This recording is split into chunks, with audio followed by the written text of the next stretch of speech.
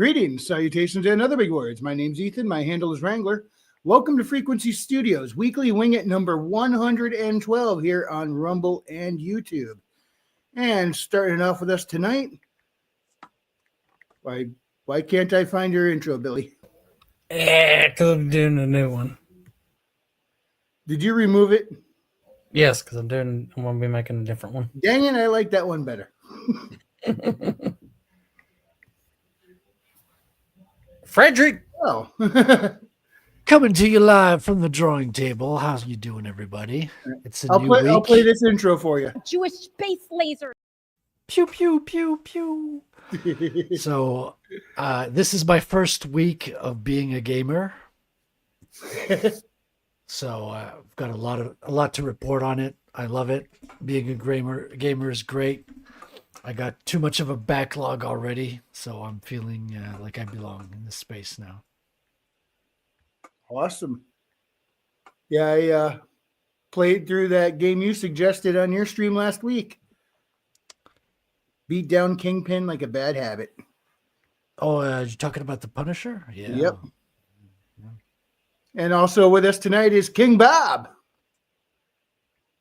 What's up? I need to load my chat since I have to sign up to chat in the freaking StreamYard crap. You know, I hate to admit it. I keep forgetting to check the StreamYard chat because it doesn't funnel it in, or the Rumble chat, because it doesn't funnel it in the StreamYards like it does with YouTube. There we go. No, Now I've got the chat open. Yeah, you got to have it in the window. Also joining us tonight, AC Pritchard. Welcome back. Been a little while since we had you on. How's it going? I'm happy to be here, guys. I've had a big week, and I got a big week ahead, so down to chill. All right. And joining us in the chat, I believe that's your lovely wife right there, Catherine Pritchard. That's my lovely wife. And also joining us is Andrew Campbell. He says, "What's happening? Good to see you, man." Yeah, you'll see you. Happening. Bob. Yeah, so AC, you got something coming up, don't you? I do. This week is Valentine's Day, so I figured it would be a great opportunity to offer my book for free for those looking for a gift for your significant other. I mean, my stories are filled with love and compassion. At least with the word choices I use. I wrote them with love and compassion. There's actually a lot of blood and gore sometimes, but I digress. Oh, you definitely poured your heart into this, because I just finished reading through that today. And Heck yeah, man. talk about intense. Oh yeah, I try to be like intense in a passive way, if that makes sense. Where it's just like, what's happening? And it's just like setting in, and bearing down harder with each passing line. Oh, did Billy Bob just find himself a new avatar? Yeah, I'm looking at this like, That looks awesome. yeah. Xenoduck? So you're the passive aggressive writer. Well, I try to, instead of just like kind of saying things how they are, I try to, I took the idea of show don't tell and ran away with it a little bit. Yeah, you did. You are quite descriptive. Yeah, I'm kind of jealous of your descriptive abilities there. I'm reading some of that. I'm like, what a cool way to say that. I can't think up stuff like this. What the heck? Part of that probably comes from my musical background. I'm, a lyricist and a vocalist. You know what? That makes a lot of sense. Yeah. So everything is kind of written in this poetic light. So instead of just being like, the guy ran up and slit the dude's throat and lopped his head off, and the head went flying around the room. It was badass. Instead of like doing that, which that has a place for. Like, this is the whole discussion of like Sanderson versus George R.R. Martin, for example. Sanderson has this simplified method about his writing that a lot of people actually gravitate towards him for, and Martin has his cult following for the same reason. But That's right. I'm a cult member. Yeah. Truer But, words. like- never been spoken. Also, though, 14 fucking years, asshole. 14.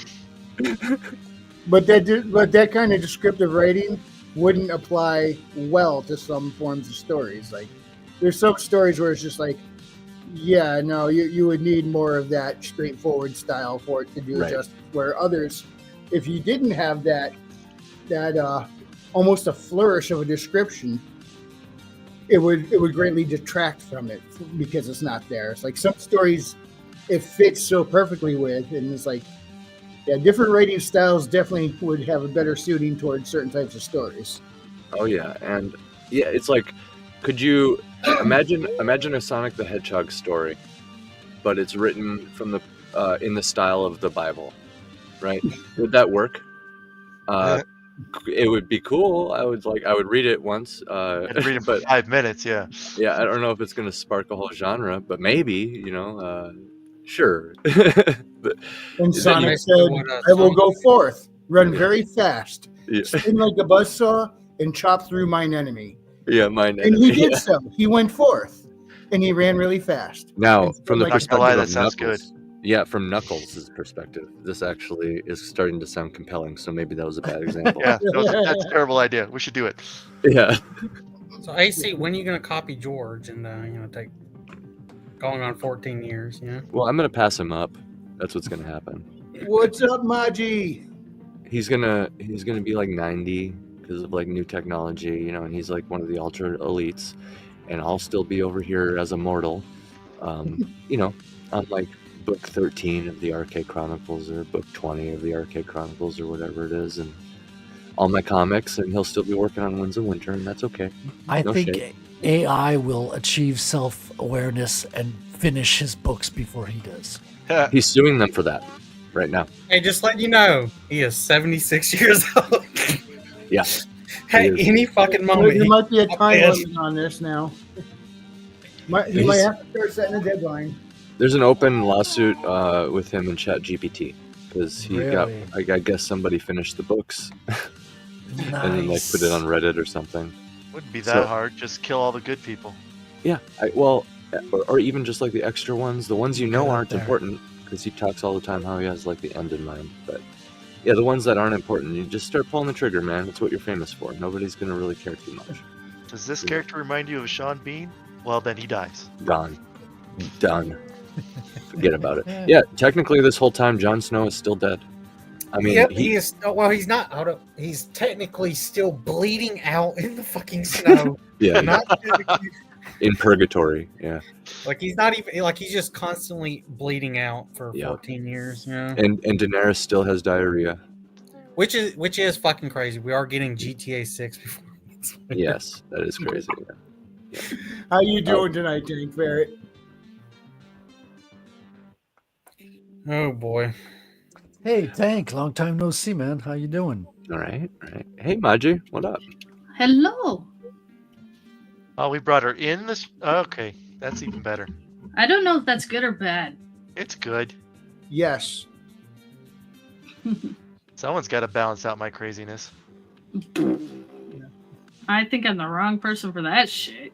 Well, she compliments Lie. you very well. She has a lot of hair. You don't. So Oh, AC, Mortal Descent. That's part of a bigger world, you said, right? Yeah, I needed a sandbox to tell my stories in, and I had this. I don't know. I had. Miss Pritchard. She's right So- next to me. Maji says hi. She says, "Hey, baby," before she. By the before way, she- I saw her sexy armpit picture. I you gotta saw your say. sexy armpit picture. Yes, it's all the rage right now on X. So subscribe to our Pritchard Pub. But you can open throw up tips the at only the Substack. armpits. Yeah, Yeah, It's we're like- starting a new thing. Forget Yep. feet, forget OnlyFans. It's all about the armpits now. yeah. That does remind me of the one chick who she does on YouTube. Like she does all like the old school dresses and stuff and women's clothing, right? Yep. Yep. And she decided as a joke to open her OnlyFans page, and it's just ankle pics. So Hey. Amish. Get a shit ton of money off of it. Yep. Probably get a few good months out of that. For Mm. sure. For sure. I mean, then you get the ankle. Then you get an ankle following, and I mean, then you got to ask yourself: do you keep it going for the Hey, ankle? the money's good. Yeah. Are the ones that follow her around to all her public appearances going to be called cankles? You can have problems crossing the border if you have an OnlyFans. It's considered sex work. Yep. Are you I- serious? I consider it sex work. Yeah, a little bit. Yeah, at the border, it's considered sex work. So there's certain countries you might. Well, I mean, have- it is still prostitution. Well, yeah. I just didn't realize it would affect the freaking border. Yeah, there's some people who literally aren't allowed other places because of it. They're like, we don't want prostitutes here, and they're like, oh, well, I never, because they're just American, you know. So, I think I can guess what countries. yeah, anybody could probably think about it for a few seconds, because I mean, like France probably doesn't care, right? France, Yeah. Britain, they I don't. think care. Mexico really cares, to be honest. Right. Listen, in France, you can you could. I don't know if you still can, but you could walk on the beach like women, like no bras. It's just getting a tan. It's normal, you know. Yep. Oh yeah. I know, but it was funny, Frederick, your reaction to that chick in the black dress in Nashville. I forget which chick. She was barely, the clothes were barely fitting. Oh yeah. There's a lot of beautiful see ladies that? in Nashville. Was A she lot of girls Russian with- or Asian? She was from We're back Tennessee. to that now, huh? There's a lot of cowgirls down there. Like they all had like white cowboy boots, short skirts, and cowboy hats, and they all looked lovely except for one. Are you talking about the one who was just so confused about your Canadian ID? That's not the Hail first Brian time. McCoppin. That's not the first Hey! time. McCubbin! How's that Gulf of America doing, brother? Yeah. Correct me if I'm wrong. He done that so he can get around like the banning of drilling oil there, isn't it? I honestly think that's why he did it. Yeah, was part of it. because of the regulations. I'm sure it's cool though. I'm sure, but I'm That's sure there's a brilliant little move. bit of showboating in there too. But All more power to him. yeah. Well, it's not called the Gulf of Mexico anymore, so I'm gonna drill. See ya. Drill, baby, Yes, drill. baby, drill. Did you ask Mexico about this? Actually, no, I didn't. But they didn't say anything, so it's okay. It's fine. China. They did like immediately cave to the tariffs. Canada and Mexico immediately. I mean, if I you would- have, sorry, go. I would like Maybe- Chip Roy's comment on the whole thing. He would have preferred the Gulf of Texas, but you know, I would They have called didn't even it the let Gulf the of ink Terrorists. dry. They didn't even let the ink dry on the executive order before they came. I thought they were going to call it the Gulf of Hurricanes. Yeah. You guys think the Gulf of Mexico is a giant crater? No. I Yeah. heard that theory a long time ago. I haven't seen much evidence of it. Yeah. Some people say that's where the dinosaur meteor hit, but in recent years, there's a lot of people kind of pushing back on the whole dinosaur meteor thing at all. That's true. So And last I heard, it was they think it's in South America somewhere. I think I had it written down a long time ago. Warm, clear, and ready for some drilling. Hell yeah. Weren't they Looks guessing good, by that the way, Brian. as weren't they guessing that from like Ocean 4 data or some shit? That's why they think it was there. I have no idea. You talking about the meteor? Mm-hmm. It was mostly from geological surveys from satellites. yeah. They did find a completely hidden mine in Sydney that way too. Yeah, but that was underground, wasn't it? No, it was just covered in like foliage and crap. Oh, you're No, talking you about see the it. one in the Amazon or whatever. Yeah. In the forest. Some kid found it. Called LADAR. Yep. They digitally strip away the foliage and they realize Francisco de Orellana was telling the truth. And then they got there and they're like, who stole all the fucking gold?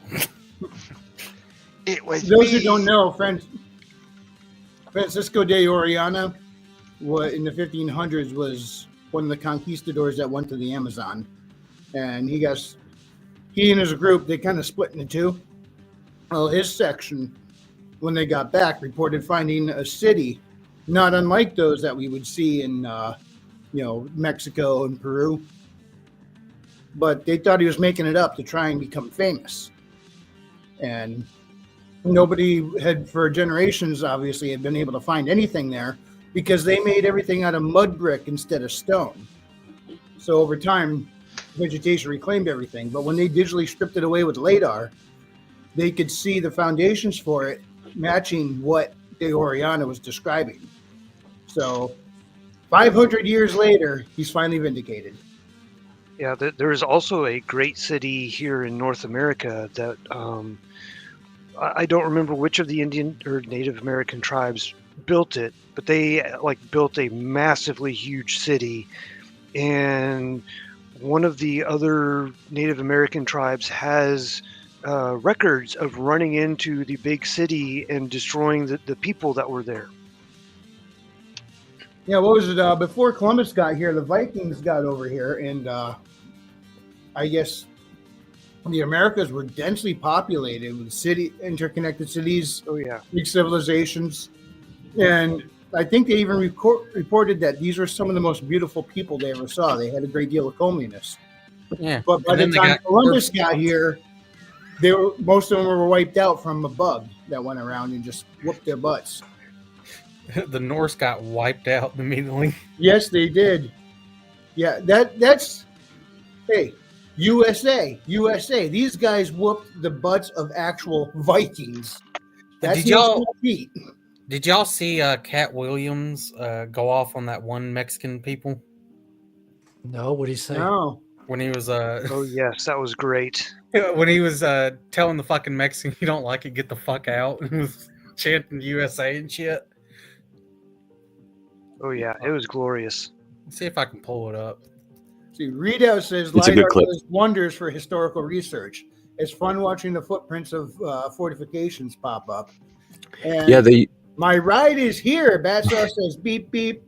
Hey, Bat Sauce. Not how's it bat going? sauce, is butt sauce.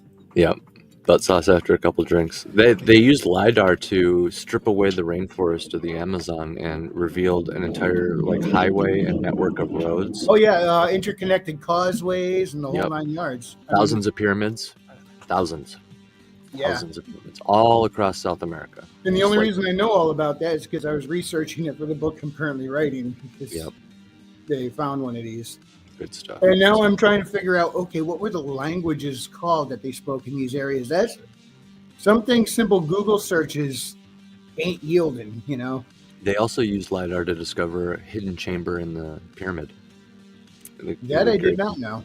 Yeah, there's a it's crazy. There's just an open space inside the pyramid. Not the ziggurats, but you're talking Egypt, right? Egypt, yeah, Yeah. the Great Pyramid. Because the ziggurats are solid. Because you can typically they don't have chambers inside, you know? typically, and yeah, the stuff that they find you're talking about the Aztec Mayan pyramids, right? Yeah. Yeah. The stuff they find in there is typically underneath it. They find some weird stuff in there. There was some. It wasn't gold, but there are these little gold balls, and it was made out of fool's gold. But they're just Pyrite? little pyrite orbs lying around everywhere, and a bunch of mercury. What? Electrical generator? I don't know. They're just apparently the archaeologists said that the balls were just laying around on the floor, and the mercury was I can't remember in what way that they found the mercury, but that's super weird. That they find that stuff. Because it's Yeah, a man. power generator. Christy Yeah. has joined you us. can generate Oh, electricity with mercury and balls and Yep. high They atmosphere gotta swirl around differential. Yeah. electromagnetic fields. Yeah. Zap. Yeah. And there's a bunch of mercury in the who is it? The Chinese emperor's tomb too. He's said to have an entire river of mercury. They basically recreated the kingdom of China inside of his tomb, and all the rivers of China are made out of mercury. The rivers and lakes and stuff. Oh, wow. Nice. Yeah. It's crazy stuff. That's Why are badass. Ancient people just obsessed with mercury. So if you're writing stories and you just need something like that, just make it mercury. You don't got to call it mercury if you need some sort of magic substance similar to really that. throw them off and have them die from eating a tomato. Yeah, yeah. I really do wish, though, that we had more solid theories on what was done with the mercury and the pyrite orbs and everything. Because I would love to work that into what I'm doing, but I just don't have the information. Not enough. I mean, I can make something up, but I don't Yeah. want to make something up just for the sake of making something up, you know? It's like, AC what did they do? AC, this is what you do. You get to your main villain, right? And you build up all the way to him, and he eats a tomato with his what was it, lead fucking forks and shit, knives. Oh yeah, it's all lead. Yeah. Then he just dies lead. from lead poisoning. Chapter 1, there's like foreshadowing in the first line. Like he picked up his lead fork, right? Something like that. Like foreshadowing in the first line, or something that symbolizes lead. I don't know, whatever you want to do. And then yeah, that's how the story ends. Is he He just was slowly listening gets sick to and Led dies. Zeppelin. Slowly gets sick and dies. Like, what was the main quest? I don't know. This is the third chapter where he's been bedridden. I Just don't know. We just went through hell itself, and the villain he just died. something happened with the villain. Who knows? But the main character just gets sick and dies. A little on the anticlimactic side, though. I mean, Yeah. kind of like how many people were disappointed with the end of War of the Worlds? Right. Even though it made That's sense, exactly it was what I kind was of a thinking. disappointment. Well, I always thought that would be one of the most difficult, because when you think about different ways that characters die, right? That's one of the most difficult things is like the slow. I mean, you could do it and you can make it really, really cool, kind of like a degrading king, almost like, I don't know, some famous examples from modern time would be like the king from season 1 of House of the Dragon, right? He's like slow, he gets leprosy, I think it is, and he's like slowly decaying throughout the course of the season, and you can make it really cool like that, I suppose. Yeah, because But now if he you- has a time limit and he probably has something he wants to accomplish before he croaks. It all becomes compelling, yeah. But there's a thing where it's either going to hijack the story, or it's so incredibly passive that it just becomes difficult to pull off in a satisfying way without somebody at least one time being like, oh, this is running long or whatever. So I always thought that was a very difficult thing to pull off. But now that the more I think about it, that would be kind of a hilarious rug pull. Is like, it sets up this entire quest and like story, but then like the character just gets sick and dies because of their lead forks.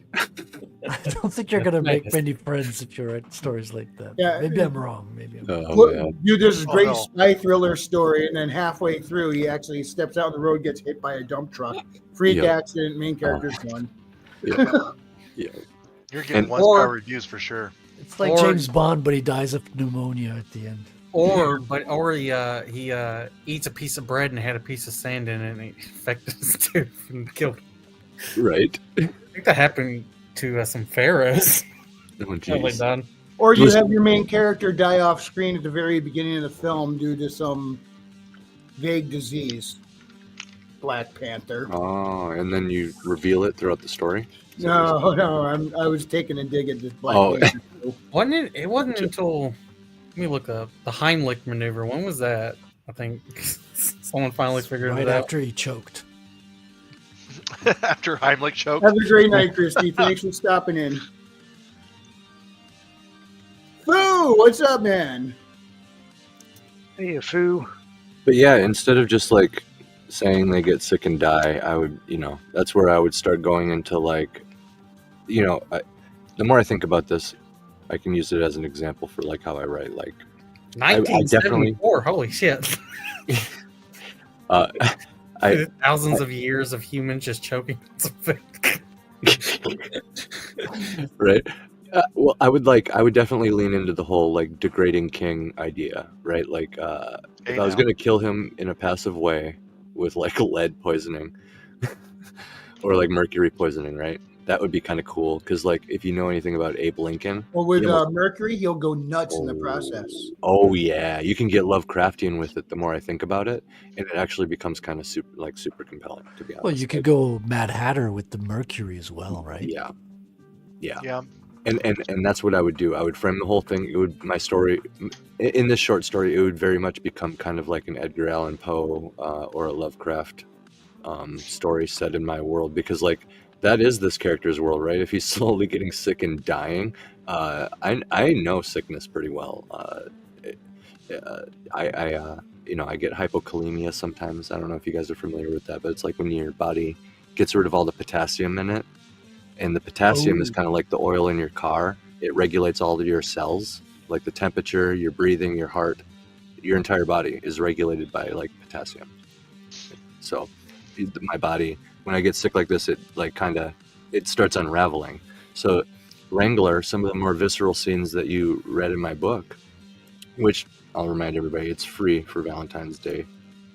Some of the more visceral scenes in there is like almost personal experience. Like when I say like the character pushes the blade slowly, pushes the blade into the other character's chest, and they shivered and broke into a cold sweat, gasping for air and stuff like that. Like those little details I can pull from some of my own experience getting sick like this. And it's pretty brutal, but like, yeah, I do have like this relationship with death, I lost my dad when I was younger, first half of my 20s is when he passed. So, and a cousin, I lost him to fentanyl. And Sorry to hear that. Yeah. So this shows in my writing, but I don't want to be disrespectful with death, and I'm not a Michael Bay type of writer, so to speak. And so I'm gonna, I inject my poetry in there a little bit.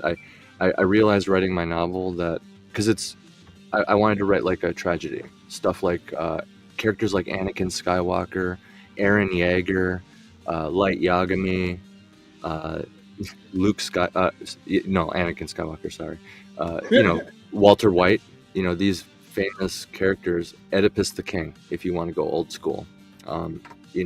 These famous tragic characters, I feel like those are real compelling stories, and I don't know if it's just like I'm being emo about it or whatever, but I wanted to lean into that. But I realized about halfway writing through my novel that it was very quickly becoming like a Greek tragedy, and I guess I carried that forward with my Arche Chronicles, where it has this biblical or like, ancient feel to it, because I want everything to sound very mythical. And, this is it. I want everything to sound very mythical and like poetic, I guess. Especially if I'm going to be doing short stories, because then it's a lot with a little, Yeah. Now, do you have anything else published with stories from this world out right now? I'm working on adapting one of the stories from this book into a graphic novel, which is my background here. That's Luke Stone doing the art. It's the third story in here. Oh, here. And this is one of the characters from that story. This character is in the book. This is King Tyvus, the king from the third story. And I mean, I'm just. Wait, admit it. Your orcs are really supposed to be representative of New Englanders. Yeah, total. I have a question for you. Wisconsinites. Yeah, what's up? How did you get Luke Stone involved, might I ask? Because you've done a couple projects with him. I saw his. When I first joined Twitter, I got algorithmed into the Iron Age, and I had Eric July videos on my YouTube, for example. So that projected me right into, Royce and you guys and everybody. And I saw Luke as an artist, because I was asking around for artists, and I was looking to, I was like, I could really adapt these short stories into a comic pretty easily. I saw the potential there early on, because I mean, anybody who's written a full-length novel, like 90 to 120,000 words, knows that that's actually like an undertaking, you know. And it's one thing to finish it, but then you got to edit it, which is almost like, you know, at minimum it's going to take as long as reading it. Oh, trust me, I know. Yeah. I'm on edit 3 right now. So I needed to think of something that was more compatible with like my music aspirations and just everything else I got going on as like a podcaster and stuff. And just went for that. You know, I was like, comics, I think that's the way. And so I was shopping around artists. I found Luke Stone, and I was weighing them alongside several others, you know, and I hadn't made a decision yet. I saw him appear on Iron Age Nights, and I heard his whole backstory, his struggle with COVID, his music experience, his past as a pastor and stuff like that. And just kind of his mindset with all this and his, you know, fund my comic and all that, which I kind of view in the same terms as like things like Anvil Magazine. These are the force multipliers that really help independent creators, magazines and you know, promotional newsletters, bigger YouTube channels, like just for example, the Friday Night Tights guys, Nerdrotic and all that. They sometimes have creators on, right? Yeah. These are the types of shows. So I saw his whole story, and I immediately, like that night, I hit him up, and I hit him up on X, because we had already, you know, I asked him his prices and stuff. I was like, yeah, I think I want you to be my artist. You know, I almost didn't even give him a choice. Looking back on it, I was just like, guess what? I chose you. And he very well could have just said no, but I guess something about You let him out of his Pokeball, huh? Yeah. I guess something about my confidence, he was like okay with it, because I mean, he really could just work with anybody, but he was like sick, awesome, you know.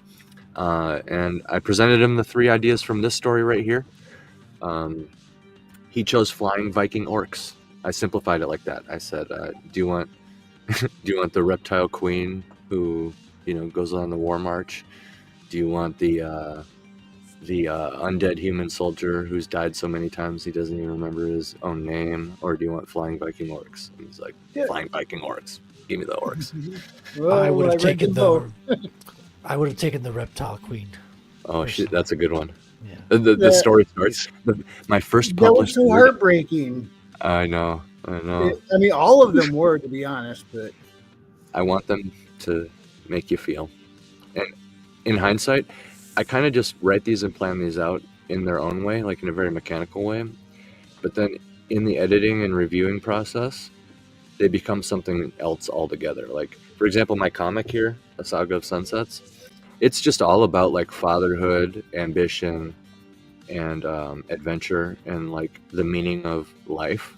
And I realized a lot of my insecurities about being a parent came out in that one.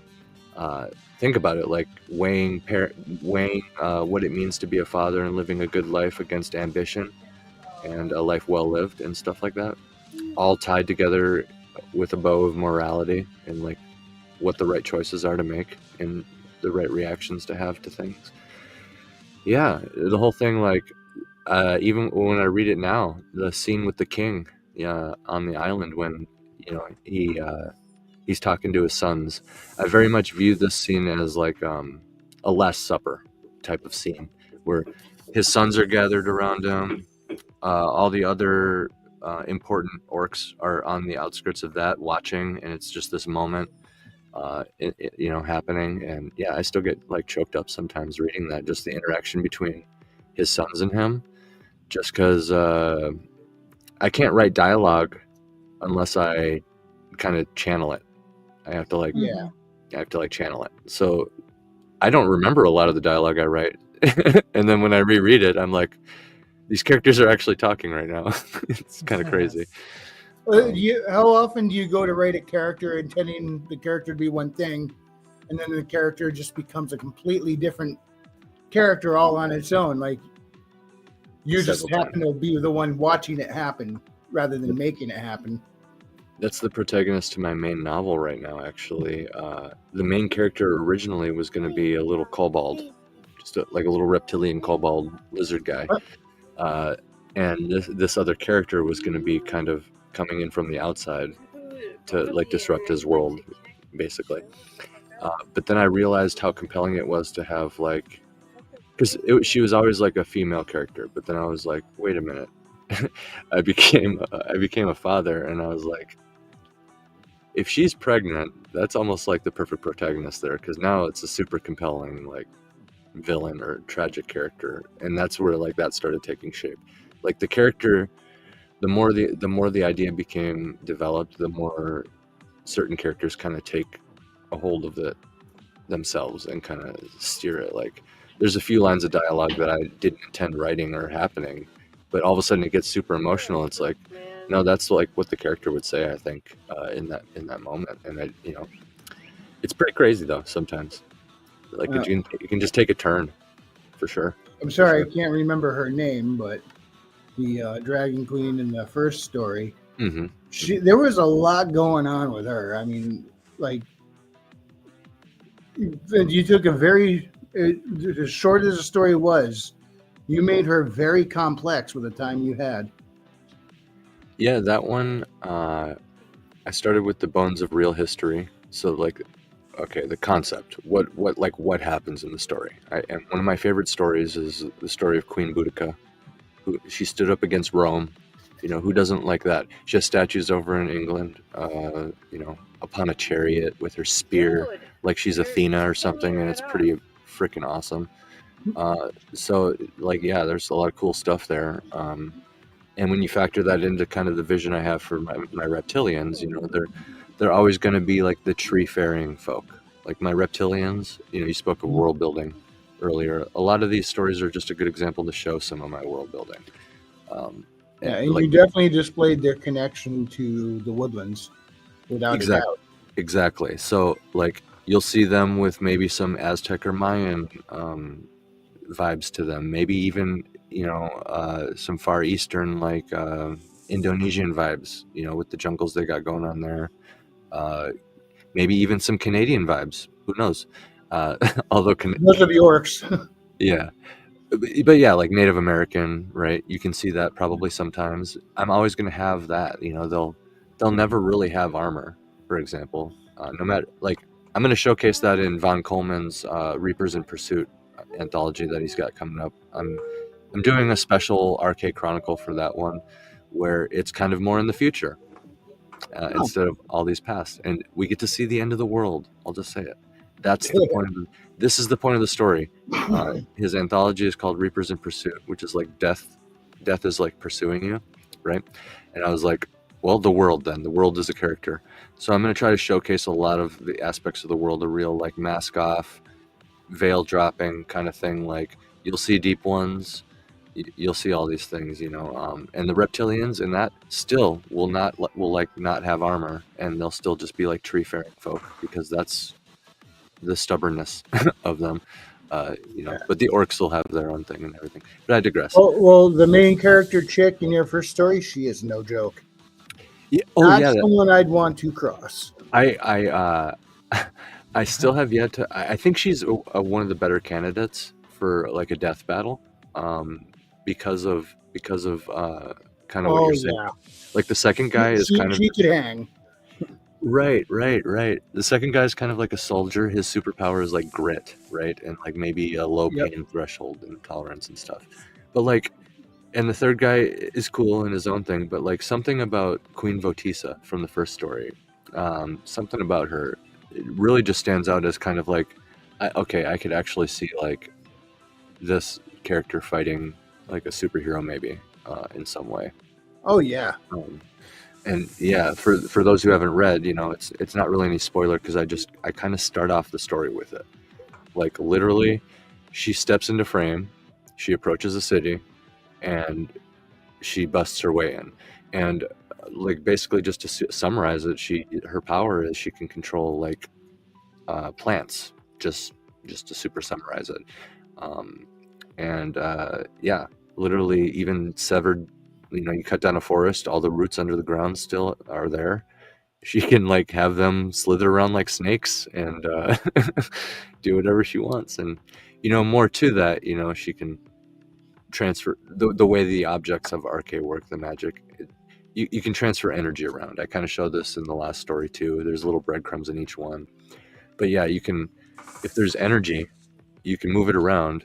So one of the terrifying things she likes to do is she'll hold you down. She'll break every bone in your body with like roots of like tree stump, and just have the tree hold you there, still alive, because she needs you alive.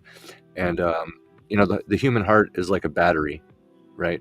It's generating an electromagnetic field, and you know, our bodies are warm, so there's heat energy. There's all sorts of different types of energy involved with the human body. Like the Matrix was really onto something with the human body being a battery. So she'll do that, hold you there alive, and basically when she runs out of quote unquote mana or energy, then luckily she has you there. And yeah, you just turn into Refill tank. a husk. Yeah. But yeah, I drew a lot of inspiration from Boudica, and I kind of like really tried to fill out a lot of the details with what I've come to know my reptilians as with her.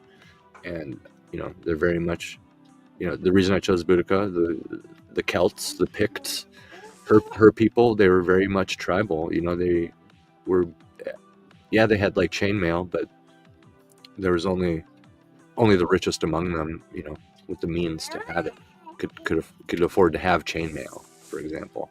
So there's probably still people using like stone tip spears and stuff, for example, alongside iron and other things.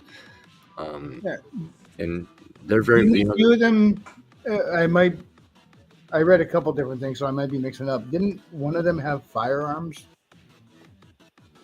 fire. Yes, the second story. Yeah. Yeah. The Yeah, second so story, There was a little bit of tech involved. Not nothing super advanced, but like yeah, some the low-level tech happening there. The second story is like between Napoleonic warfare and World War One, kind of in between there.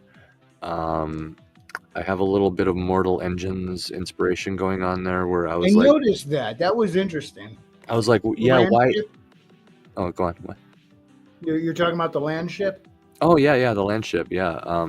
Basically, it's that time period. I was like, what does my world look like with guns and stuff? And it's basically if they took these magical objects that exist in the world, because all the magic within my world is not like spells or anything. You have to find magical objects, and each of them is kind of like a battery. So the second one is kind of like, you know, the elites have adapted these things that they find every now and then into different things. One thing they figured out is resurrecting corpses, which is how you get a protagonist that doesn't even remember his own name because he's been resurrected so many times. Because you can imagine the implications of that with warfare. They want to kill people cleanly and recover the body so that they can resurrect them and kind of groom them into being their own soldier. And thus your army gets bigger. Almost to the point of like they're being programmed now. Yep. You know, how many times, you know, if you got memories still kicking around in there, technically couldn't they just keep killing you and resurrecting you until you'd forget? So I mean, the first That time seems your like body's A recovered, whole other level of hell. yeah, it's like game over. You die in war, and it's war forever for you, buddy. Whether you even remember or not. So yeah, it's kind of like if the elites have adapted these objects that they find into tech, and one way to do that is to give like your generals and your lieutenants and your like leaders the special guns that essentially just shoot lightning and raw energy out of the front of it, and can just like switch on almost like a lightsaber. You know, I want you to think of like the chainsaw, the Lancer from Gears of War, but instead of a chainsaw, it's like a lightsaber edge, for lack of a better term, or a vibroblade edge, for lack of a better term. And then you can like switch it on and shoot lightning bolts out of the front, because why not? And it has a battery, right? And then you can give the peons or the foot soldiers, all these resurrected dudes, you can just give them normal guns. And you know what? You can even make those guns really inefficient, just so that you have total control over this, since it really doesn't matter if any of these guys die. So if you noticed in that story, even though there's tanks and stuff, and there's certain, well, quote unquote tanks, the land ship, you know, I can explain that in a second. But like, you'll notice that all the soldiers still have like break action rifles. You have to break the gun, and then like the bullet shoots out. It's one bullet. It's like I think I thought of the M1 Garand from World War One. I think it was, or is it World War Two? I M1 couldn't Garand. tell you on that. World War II. World War Two. Okay, yeah. I was thinking of the M1 Garand because I mean I know the M1 Garand you can pop off a bunch of shots and it's actually extremely efficient. But imagine if it was single shot, you know, like so you have to break it, the bullet flies out, they load one more shot, and then boom, you know, that's what they get. And the other side That's does exactly it too. what it was. It was a Springfield bolt action. It Yep. went from a Springfield bolt action into what we actually use a clip. That is what a clip is. Yep. Not a magazine, it's a clip. Yep. But yeah, Mhm. that is the. Yep. Several people have said that is the exact reason why we won World War II was because of the M1 Garand or Super. Garand. That however and you the wanna say it. Jeep. Yeah, Yep. That's right. a bunch of things, a bunch of factors. The for sure. Jeep was a big piece of that puzzle. But yeah, like And America doesn't own it anymore. That makes me unhappy. right. So Yeah. just Make Jeep American again. agreed. Yeah. I want a Jeep for sure.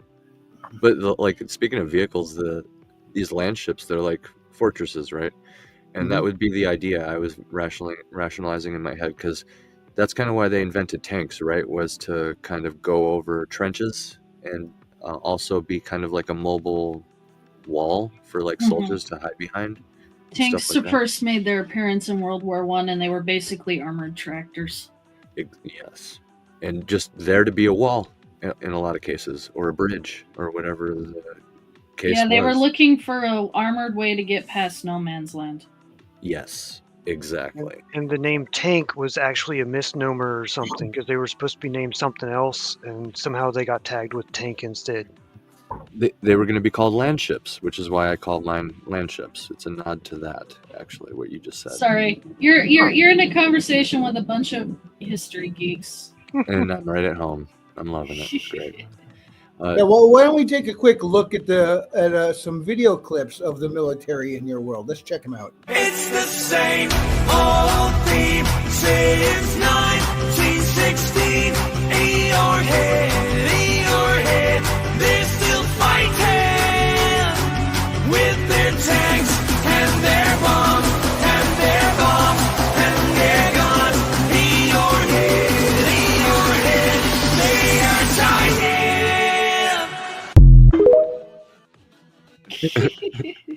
Those orcs better watch out now. The putty tats are on their way. Say, I would surrender. I wouldn't be able to kill him. Cute. I know, right? But yeah, just to double back here, if you've ever wondered what the partition of Poland would have been like in a fantasy world, from the perspective of a basically not so subtle bad guy from World War II perspective, because he's switching sides is kind of the whole thing. I have all this cold, wintry symbolism around him early on, and basically the whole idea is he's slowly thawing out as he remembers more of memories from his past, like his wife, his child, just like smells, things like that. And by the end of it, he's fully thawed, quote unquote, and yeah, goes out in a bang and kind of like leaves a mark on history. But I drew inspiration from what happened to Poland, and yeah, I just used that as bullet points, and I filled in like, I think the biggest detail I take from it is the fact that the second scene takes place inside of a castle. Like they all got guns and stuff, but they're still hiding in a castle. That actually happened. The Germans were forced to hide in Polish castles, and the Polish launched a really powerful, really good counterattack. But what ended up happening is the Germans were just too well supplied, and their generals just basically outthought and outwitted the Polish generals. But they had a really good shot at like beating back at least the Germans during that battle, which involved castles, which I thought was really cool. By the way, the Polish were still using horses when they were fighting tanks, so that's what the kind of situation we're talking about here. Horses versus tanks. And I'm getting a mental image of a cowboy just riding up alongside Oh, a yeah. tank, hopping on top and pulling dude. It was a the good latch advantage. open. It's a good advantage at first and in the right circumstances because you can ride up on a tank like that and slap some greasy explosive into the trucks of it, and then now it's disabled, and then you ride away, right? Or whatever the case is. But it just in the long run, and when you factor supplies in, and once enough horses die, it's just like good game. Yeah, that would get costly. Yeah. But yeah, I can see a cowboy doing that. Like, yeah, this is how I used to rob the trains. All right, here we go. Right.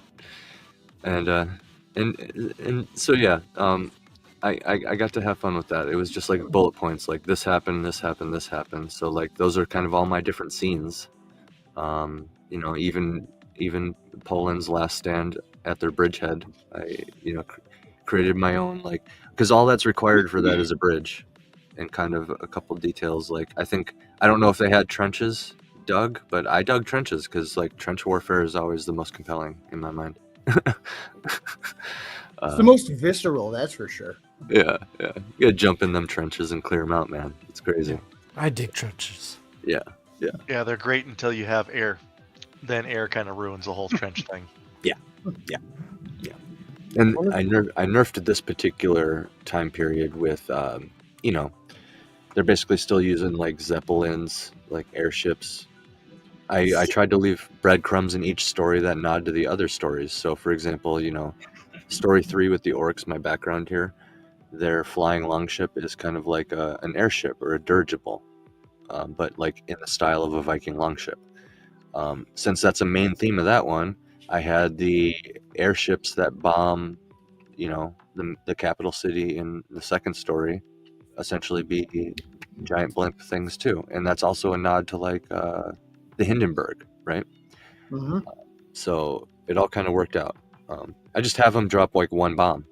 Everything is toned down in that way, where it's like it's probably a crazier bomb, but there's only one of them. Each shot that these foot soldiers fire it's only one shot, but it probably is like a higher caliber than like a M1 Garand, for example, and capable of a more intense shot. Because you got to think about it. Confuse this with your knowledge readout. Oh yeah, I know readout. I know. I just had fun with it though. This was my gun story. I'm very much a medieval writer, and I was like, I want to have some guns. I wondered when Readout would show up. We're talking history and warfare. Yeah. Sooner or later, he was bound to show up. He has been summoned. Speak history, and he appears. Sounds like me too. Yeah. but yeah, and the third story is based on the Kensington Runestone for those interested. It's not. None of these are like, I shouldn't say based, but like I should just say inspired. Yeah. Just like how Hollywood is based on a true story. What are you talking about? The Woman King is the most truest of stories. Exactly. That actually happened. No. Netflix has the Woman King beat with Cleopatra. I was just gonna say Cleopatra. No. Woman King's worse. Yeah, they're both pretty bad. Way but worse. they than miscast for Woman King. It should have been Jennifer Lawrence because she's the first female to ever female. I'm waiting for diverse Joan of Arc. That was good, Reed. That was good. Mila Nice. Jovovich is the best Joan of Arc. I don't want to see another Joan of Arc. They picked a story of characters that are from the actual worst country for slavery in Africa. Right. I've been waiting. Not for only that, those women were even worse than their forebears when it came to slavery. Oh yeah. Their entire story is them gaining power and then doubling down on slavery. Yeah. I've been wanting to do a Joan of Arc, Arcade Chronicle. Start with the bones of it. That's kind of how I view it, like the bullet points. Like what happened? Oh, a little girl hears voices of God and becomes like a general. Just basically the broad strokes. Because I think she could. Because I think they could. This is kind of begging to be in my world because she could easily find an object that's talking to her, and that could have any number of reasons for why that's, And then this thing, I've established, as Wrangler knows, reading it, like if you have one of these objects, there's some sort of weird connection you can make with them, and it kind of allows you to just release the energy stored in it. So like, I don't know, if the thing just seems innocuous, it still has energy, which means Interesting use of the crystal, by the way, in story 3. Oh, the Viking crystal, you like that? Yeah. Oh yeah, I do the Viking crystal, guys. That's what his magic object is. It's a Viking crystal. If anybody familiar with Viking, I was intrigued by how you used it, and it worked in with technology. and he uses it to navigate at sea, right? By refilling the air of the. Yeah.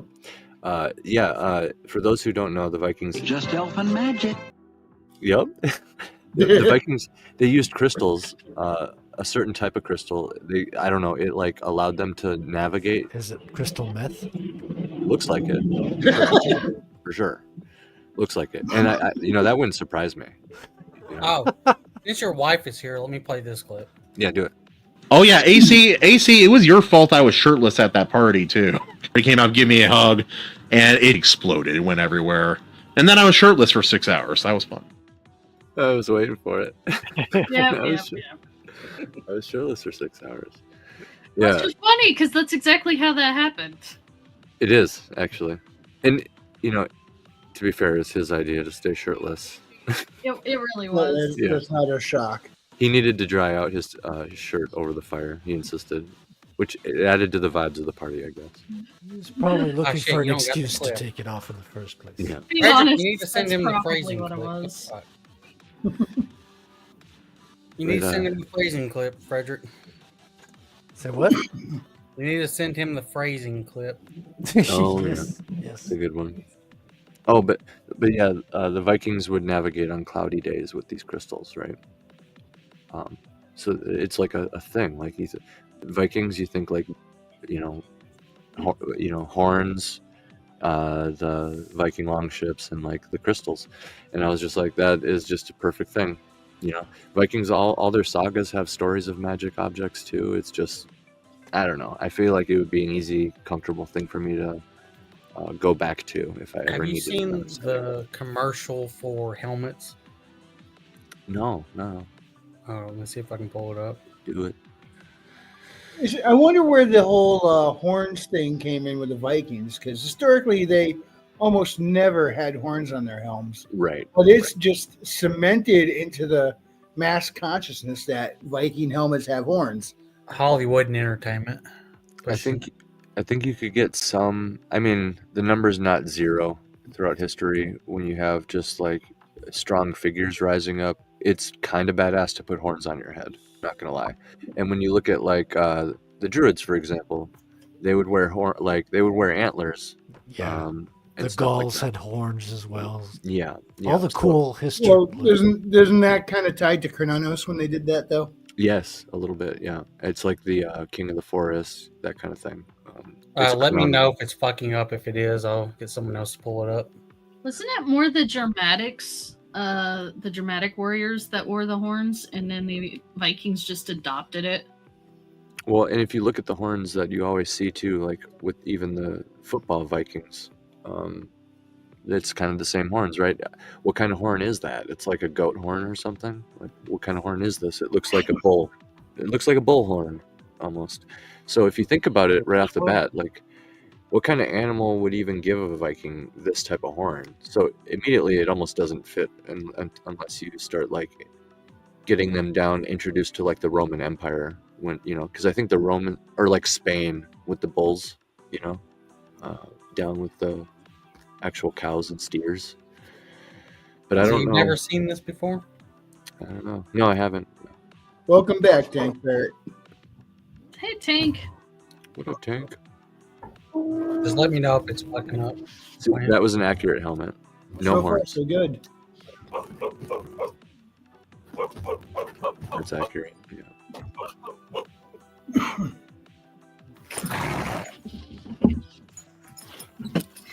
This is all pretty accurate, actually.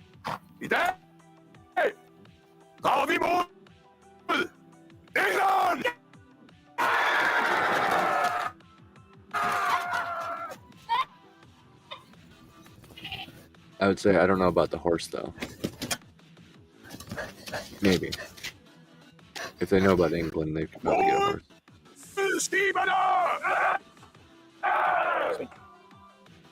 Skal du ikke have hjælp på? Jeg synes, den er ret irriterende, den.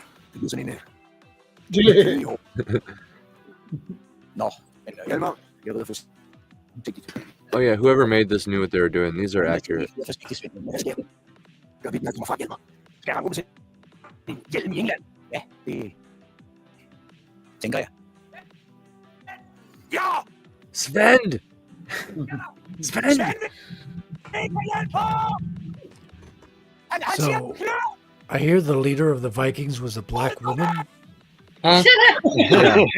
According to the History Channel, yeah. Yeah. Do you guys want to see? Even though shield maidens weren't actually a thing during that time either, if I remember correctly. Kind of a bullshit fact. Shield maidens really are just kind of out of the idea of the Valkyrie. And Yeah. The Valkyrie really is just an angel, and even when you think of it in the Christian context of an angel, angels have like armor and stuff sometimes, and they're usually feminine. So, I mean, like it's not that far of a stretch, and it goes into other cultures too. Right, but I'm just saying when people or like the History Channel talks about like shield maidens being like an actual real thing back then, Not it's a like thing.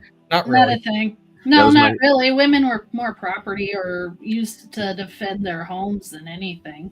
They weren't No, really. exactly. That first scene in the Vikings show when Jurgitha, I think her name is, defends her home from the two guys that come in. Like, yeah, the whole thing is kind of laid on in like a feminist kind of way. Like, for starters, even one dude versus two other dudes. I'm telling you guys right now, 9 times out of 10, I don't care how badass the guy is. You need some sort of supernatural reason why they're able to take on so many people at the same time. Because even like a really good fighter, I mean, think about it. All the 2 dudes, they both just jump on him at the same time, and their body weight takes them down, and they just hold him down and beat the crap out of him. Like there's no skill needed if you just time it right. It's like pack tactics, right? Yeah. So 1 woman versus 2 dudes, just to not go on for too long here. Not realistic, but the whole fact that she was able to fight and she was defending her home, like the situation is realistic. Mhm. Well, no, that's because most Viking women were conquered women, and then the husbands would teach them how to fight so that they could defend the home while they're out conquering some Yeah. more. Exactly. They need to. They need to raise the kids too. Keep the kids safe. So they weren't like shield maidens, but they could throw. For sure. It's kind of like samurai wives. Looks Most like the Iron Age media helmet. Yeah, it's accurate. But yeah, it's like samurai wives too, like you were saying, Maji. Yeah, most people don't realize that samurai wives knew how to draw a sword because they needed to protect the home when the clans were at war. Yep. The Sunstone. That's what the Vikings had. The Sunstone, yes. Anyways, this is a commercial for helmets. It's a good commercial, man. It's one of my favorite commercials. I love it. It's great. It has the AC seal of approval. I didn't see any real inaccuracies in there. And if there was any, they were so subtle it didn't matter. So Listen, They did. it was accurate. Even the wife being like, "Listen, motherfucker, you can go I out mean- and pillage and raid, but you know." I even I even forewent some accuracies in my own Viking story here. The be honest the with you. only the things that really pisses me off in I think Hollywood movies, general and shows and shit, is when they're not wearing helmets in their fight scenes or they're doing the sieges and shit. Yeah, You have to have the main actor without his helmet on. I'm like, just fucking pisses me off. I'm like, I can't wait until we get like a historically accurate and the fucking arrow just hits him right in the face. agreed. And you know, well, we all know now after the Mandalorian scandals, multiple of them, that anytime we see a weird scene like that, like what the fuck is going on with this guy without the helmet? You know, it's the fucking actor. It's the stupid actor throwing a hissy fit. That's what it is. 'Cause, like, why wouldn't it be?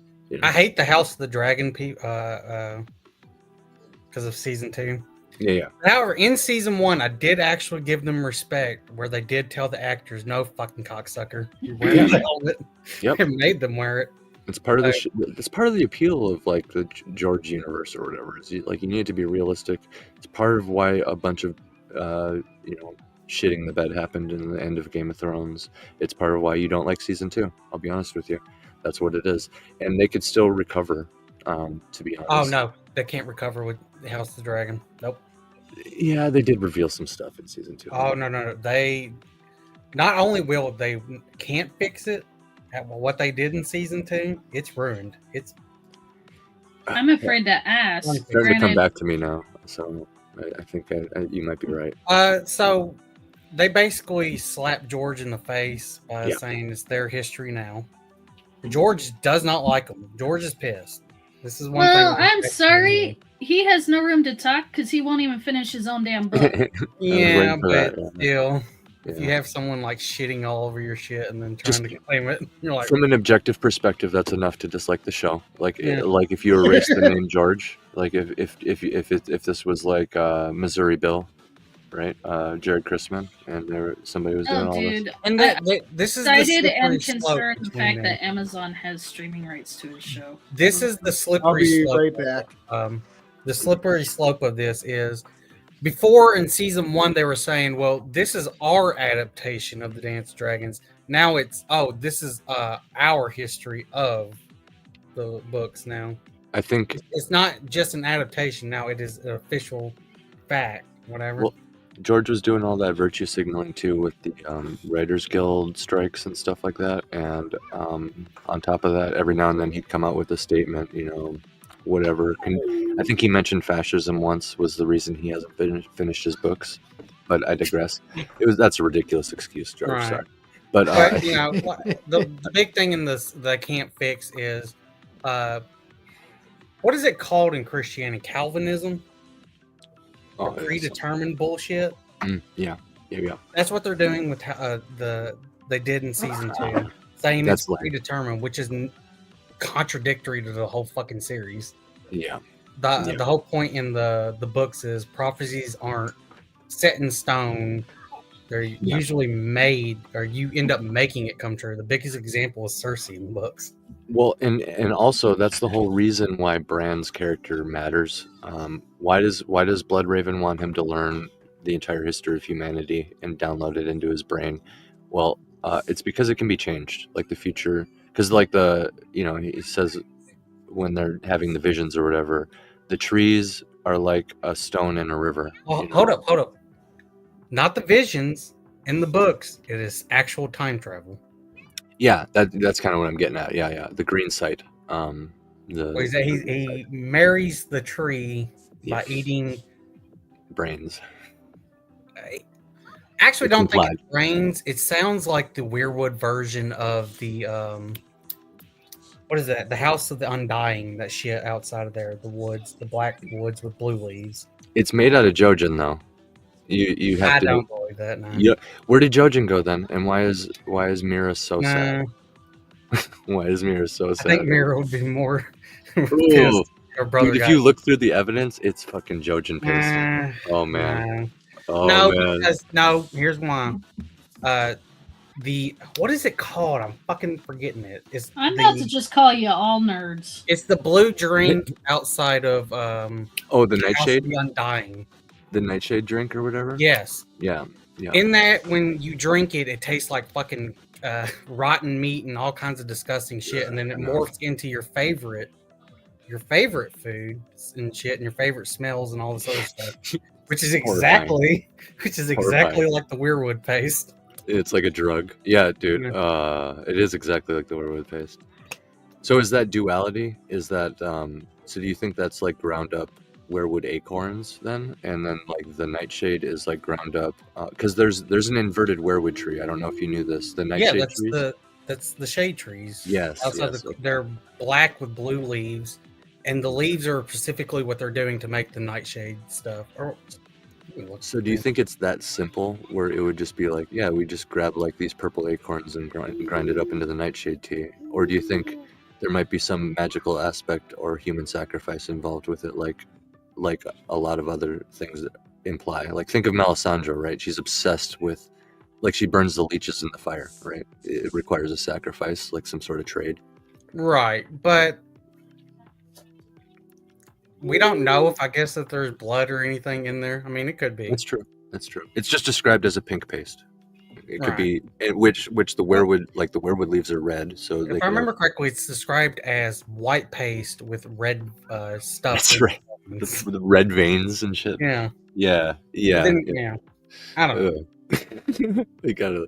So yeah. Okay. Credit where it's due. There's that stuff. My whole point I was trying to get at here is George did come out and say a very pro independent creator thing when he called out those show creators, because he was kind of like protecting them this whole time, like with the whole diverse Valerians Oh, scandal that everybody kind of just looked past because the show Oh, was I good did enough. not.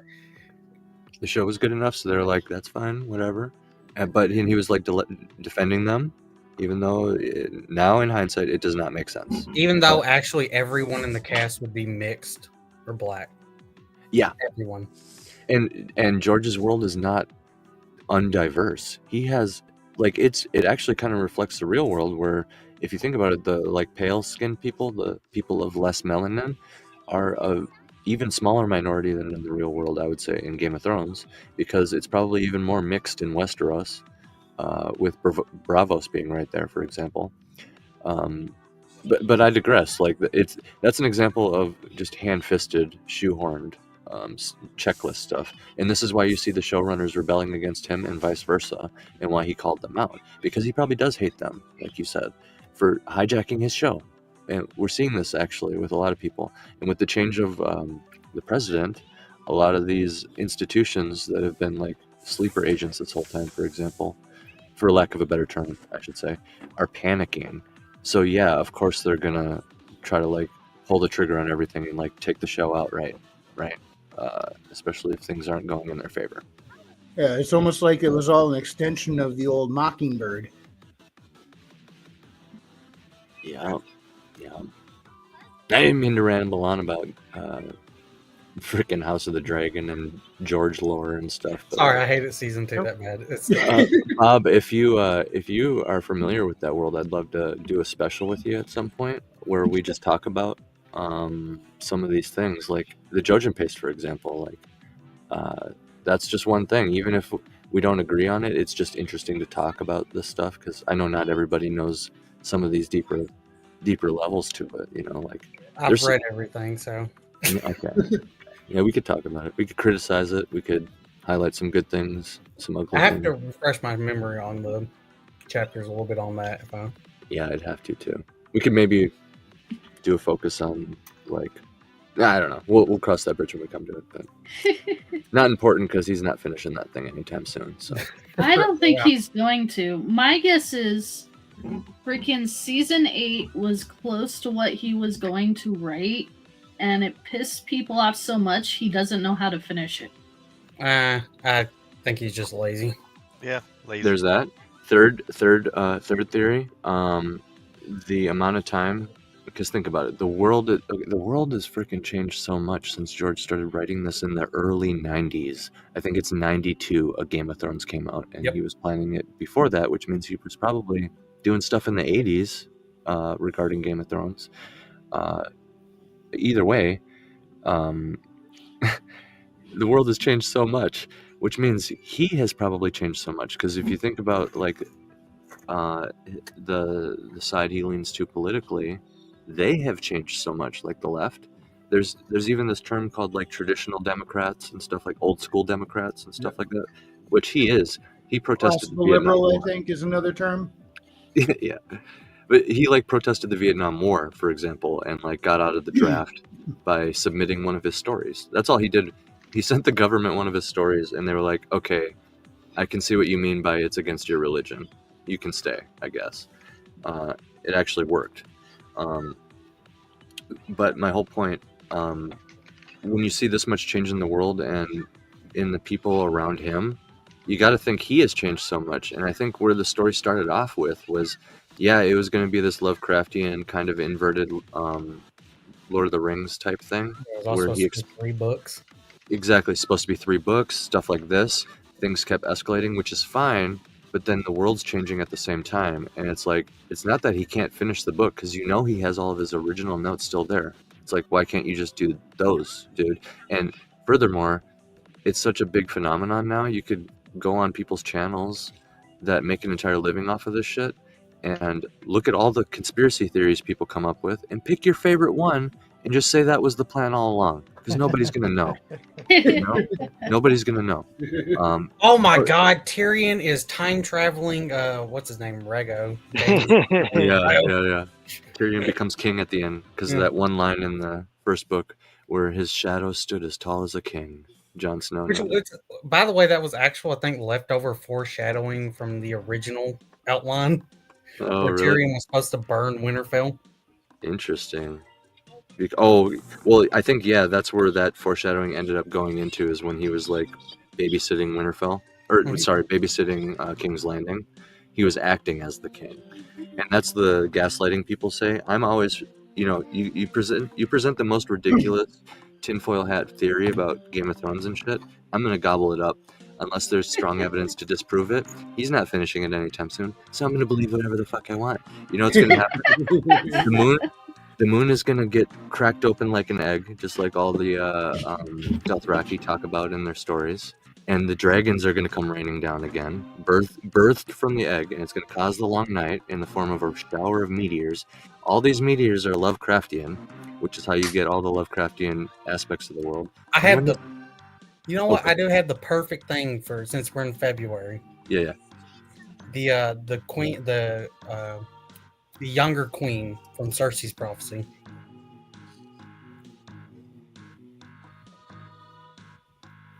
Who is it? Oh, I believe it's Brienne of Tarth. Think so? Oh yeah. That would be ironic. She's younger. She is 19 in the books. Her nickname is Brienne the Beauty, and I do think Jaime's gonna want to shag her. See, this is what I'm talking about. And even if that's not George's plan, he can look at somebody laying that kind of thing out and be like, damn, I didn't have any plans for her. Ugh. Looks like I can check that off the list and finish my goddamn book, right? That would be hilarious. He's just stuck. And then he looks at all these different theories on the internet, picks one and goes, I like that one. Now I can finish. He can just do that and people would be happy and nobody would ever know. Just don't Do you tell also anybody. think there's any degree of, like you were mentioning, his party having gone to such an extreme Yes. that he's afraid to finish writing what he wanted to write because The original, it yeah. would no longer be accepted nowadays? Okay, because all the evidence in the story, the foreshadowing, really points to presenting this crazy amount of corruption, not for the sake of nihilism, but for the sake of propping up the true embodiment of a hero, which is self-sacrifice. You look at everything Daenerys Targaryen does. She is completely symbolized as a mother goddess, a good deity, a benevolent, caring deity that is self-sacrificial. Which you mentioned the House of the Undying. That's a great example. What happens there? She literally sacrifices herself, and is rewarded by her dragon saving her last minute. Or, So, the whole thing AC, that happens. Yeah, I do think she is gonna be evil towards the end. right now. But I'm just saying, like, his original ending was probably leading all the way up to this stuff. I don't even think it was diverting from that. I think it's because of look at the ending of book 5 when she talks about because the whole book is her saying "Don't look back," and now she is, and she's remembering her house name, Fire and Blood. Now it's fine to do against slavers, but you bring that over to Westeros. That mentality. Some people think the slavers are symbolism for the others who enslave humanity in the afterlife in the form of the whites, the zombies. And so the breaker of chains is kind of a clever way of foreshadowing that she breaks the chains that the others have over humanity, because the implication here is that all of these people's souls are still trapped inside their body. That are being animated. They're not allowed to pass on, which when you look at how, the overall corruption of the world, right? The seasons, there's a corruption of seasons. Like there's long nights and like endless summers and stuff like that happen. There's this weird freeze that's happening on the world itself. Like everything is out of balance, and it's because of, I think it's like leading up to things like that. So I think you're right. I think there is still a huge chance that she becomes evil. I think there's a chance that he could just lean on his original ending, which I believe is true heroism. Which, if you're gonna do it, and the whole idea is pointing towards self-sacrifice, and Daenerys is constantly showing that she's willing to sacrifice herself. I mean, even going on the back of a dragon and riding into battle. I mean, the last thing that happened It in the book. just sounds badass. Just Yeah. gotta see it. So when I say evil, I don't mean like she's gonna be like some mustache twirling. Oh yeah. I mean just be a Targaryen. Yeah, learning the wrong stuff in the with the slavers, which she should have outright fucking murdered. Let's be honest. Like everything that's happening to her is just her not going full, just burn them alive. It's true. But she's gonna take that learning from Marine and she's gonna try to go over that with Westeros, or Westeros is not really appropriate. Also, she's gonna let a Khalasar know that you can go across the sea. The fucking murdering rapist. Yeah, that's the biggest Society. evidence. Just look at her army, right? Yeah, her army is the Dothraki. So, like, okay. And you're right. Like, she's used to dealing with slavers, and then she's going to be moving over to like lords and like kings and stuff like that. Totally makes sense. I can see that being disjointed. I can see her being presented with that, and I don't know, man. This is the whole thing, and this is why there's entire channels built off of theorizing about it. Could go on about it for days. We could have a special about it. We'll do our own thing. For We're sure. having For one sure. right now. Now, if it turns out, big if, obviously, he is worried about the political climate and the story he wanted to tell wouldn't fly with his party nowadays. Would the cultural pendulum swing happening right now? Right. You think it might reach a point where he goes, "Hey, you know what? I can probably do it without a problem now," and all of a sudden, out of nowhere, surprise! I'm publishing the books. Yeah, but I think he still has a problem of.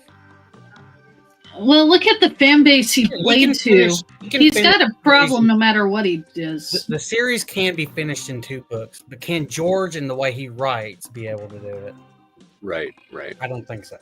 And I also have this theory. One of the other there's so many different paths this could branch off, because like, what if he just has it finished? What if it's been finished this whole time? Because you're right, it's been a long fucking time, hasn't it? Hey, Renison. It's been a long time. So what if it's just been done this whole time and he's like waiting, and something like Wrangler brought up, like the political climate shifting over, that actually could, like, I wouldn't be surprised if all of a sudden he just drops it.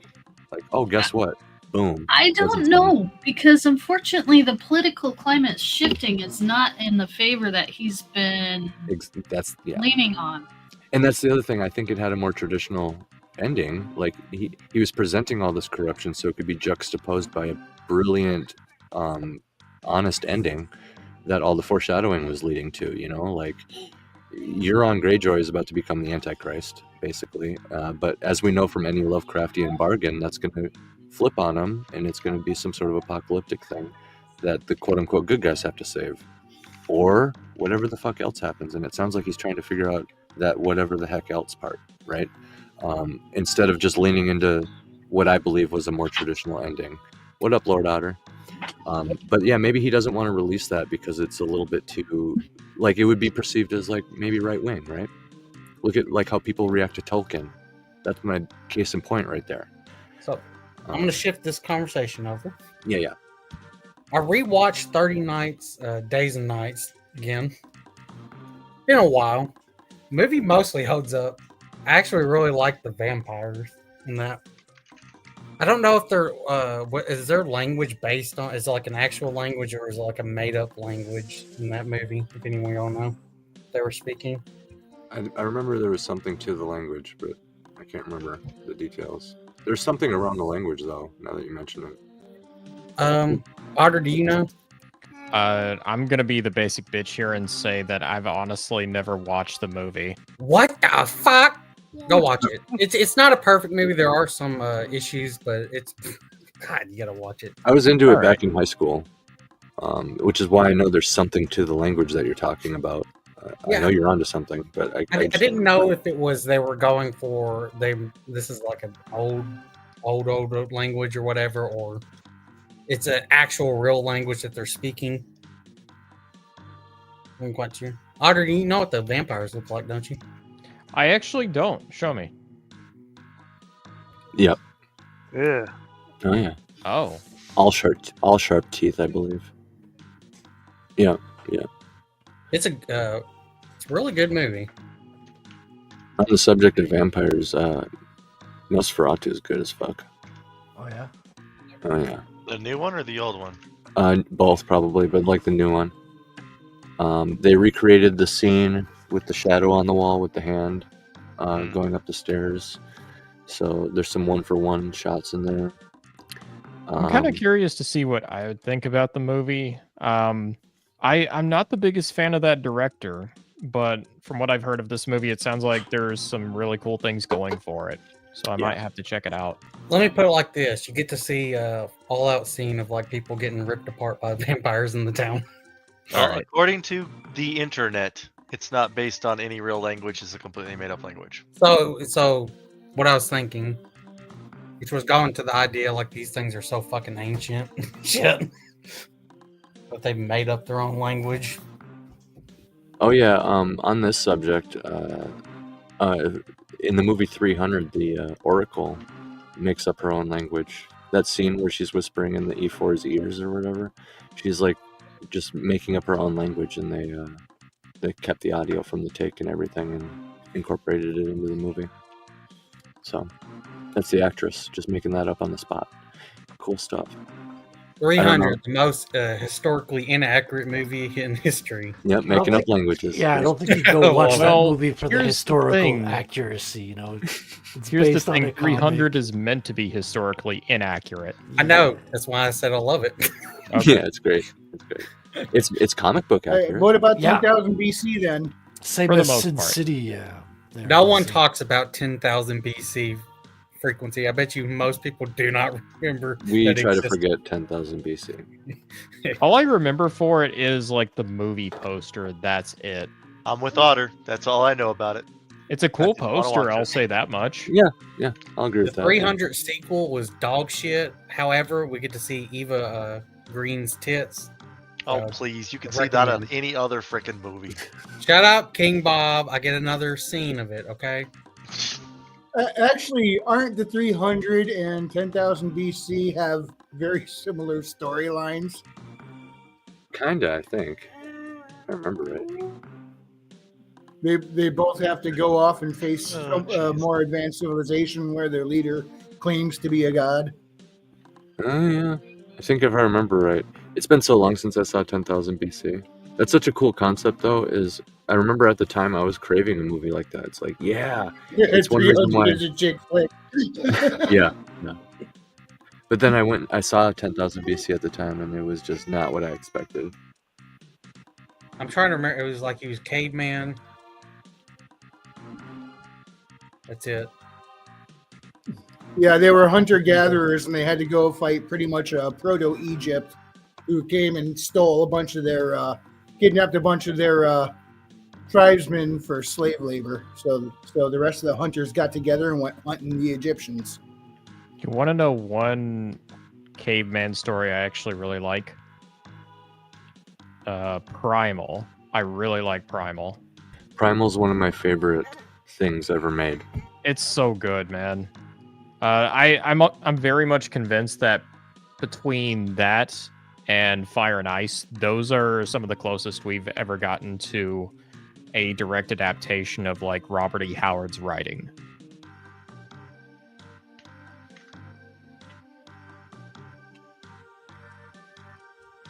Chick flick, that much glycerin slicking down that much beefcake? Sure, I can see that. I'm afraid to. Oh yeah. Frank Farrell says Primal is amazing. I really like Primal. It's a masterpiece of storytelling, and I'm sorry to say I've never seen it. Howard's original work or his edited by like Sprague de Camp? His original work. So there's a lot of good to be said for Sprague de Camp. I don't like Sprague de Camp all that much as a writer, if I'm being honest. I believe Primal Season 2 is getting ready, if it's not out already, because I tend to miss these things and have to backtrack. But yeah, they're following the protagonist's daughter for that one, so I'm going to have my eye on it because that reeks of maybe potential pandering, but at the same time, I personally have a female protagonist that's pregnant, so I definitely see the value in having like a young, I even have a young adult male as a protagonist. So like having a child and then making her female on top of that is a compelling protagonist, especially in like a really dangerous world. Because the thing that the protagonist always had was he's like a caveman, right? So he has like his strength. You can make it more compelling by taking that away. If he tries to go the feminist angle with it, I think it would really fail, because this is a Agreed. story where there's basically no dialogue. And a lot of feminist stories almost rely on there being dialogue. It's like, how can you really get that across whenever this is a story about survival and all the characters do are grunt or scream? Right. And while it's on screen here, actually, this is one of my heaviest inspirations. I really love Genndy Tartakovsky. I would love to have something that's similar to his animation style actually be what I use to like animate my comics in the future, right? That would be a dream come true, to be honest. So you'll see like a lot of kind of that type of storytelling. Like he's a very visual storyteller. For those who are familiar with, Primal and another Samurai Jack and the Star Wars Clone Wars, the good one. The series. There's a lot of fans of the long series. Yeah, I'm a huge fan of the Star Wars one. The two. Such a shame you have to specify that now. I wish General they would. Grievous right? was so cool in the Genndy Tartakovsky version. He's my favorite character, specifically because of that, Lord Otter. And it was the first appearance of Grievous, right? Yes. And they fucked him up everywhere else. I'm just like, this is not the same energy. Like, where did that guy go? Genndy Tartakovsky totally owned that character. It was awesome. I just love how his whole strategy, it makes perfect sense. It's like his whole strategy is like he's a one-man army. Like, if you break it down, he's probably really not all that strong, but the one thing he really has going for him is the art of intimidation. Basically, just scare your enemies by making them second guess themselves to the point where they basically destroy themselves, basically handing themselves over to you. Yep, they make a mistake, and then he's got the robotic reflexes to capitalize on that mistake. He's probably analyzing the whole time because he's a cyborg, That's the other implication, is he's like as fast as possible without the Force, and probably as strong as possible without, within reason and without the Force. And yeah, robotically analyzing you every step of the way and trying to intimidate you, and as soon as you make a mistake, you got a lightsaber through you and he's on to the next enemy. He's got like 8 limbs or whatever, so it's pretty awesome, to be honest. It's like Star Wars Batman in a way. That's right. Yeah, I think Primal has hope with the female protagonist, reading Boncher's comment here. But yeah, I also agree with Otter that that would destroy it. Just saying, Genndy. He doesn't seem like the type to bend the knee.